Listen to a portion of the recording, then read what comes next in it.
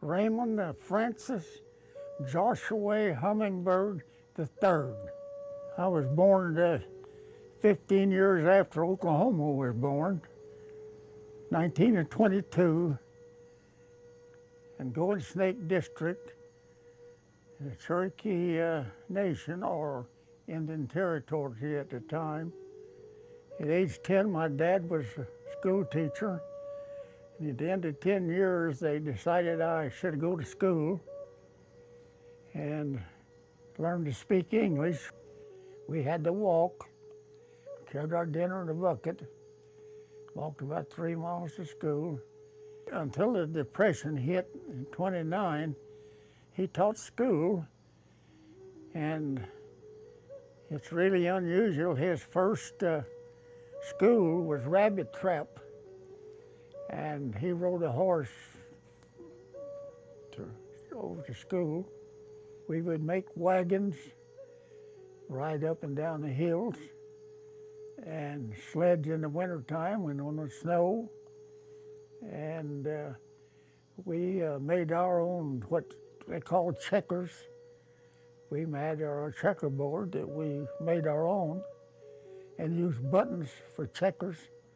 I used to hang my head out the window when I was a first child and sit there for hours, because once a week a car come by. A man would come by and drive in, and Mama would give him things that she wanted to order, like needles and thread and stuff like that. And he took it back to Stillwell and turned it into the stores, and they filled the order, and then next time he come, he brought it. You didn't go to Walmart. There was no such a thing as that. We used our own doctors, our own far doctors, and snake bite doctors, and earache. But my nephew Rick, he burnt so bad one time, poured hot grease on him, that you couldn't see his eyes or his chest and his stomach. And the doctors just shook their heads. So they went and got a lady,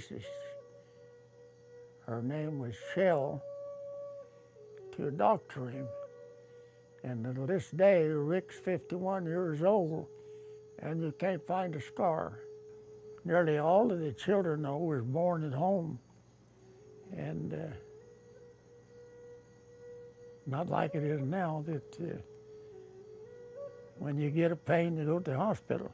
I got my delayed birth certificate. I used the census of 1932 to prove that I was born. They told me at the time, it was a joke for people who didn't know. They said, well, you won't have any trouble getting a birth certificate. Just go to the hospital. And I said, well, I can just see when my mother went into labor, getting up in a wagon behind 2 horses and going 13 miles Westville to a doctor. All they'd done was call old Granny so-and-so, and I happened 2 days after Christmas, 1922. Some of the older people, they say, well, how do you know that you're 40 years old? Well, I know I'm 40, but when was you born? They said when the blackberries was blooming. She was born in that type of year, when the blackberries bloom in June or say July. We ground our own corn and made our cornmeal. And if we wanted flour, we had to go from this area up to near Twin Siloam Springs and back this way. It was a place that ground flour and made flour, but it was whole wheat. It wasn't bleached. We had cherry trees, peach trees, and apple trees.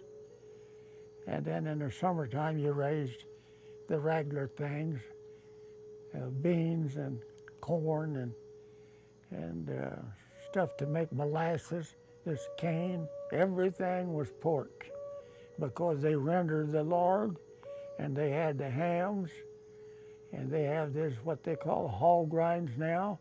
We used to make something we called chitlins.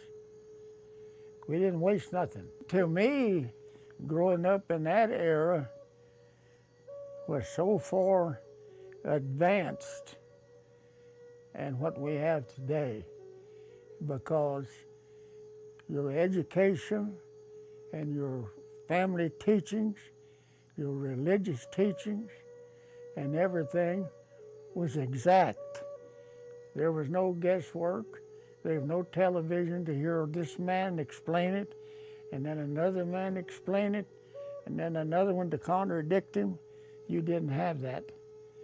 It was a law. It was a fact.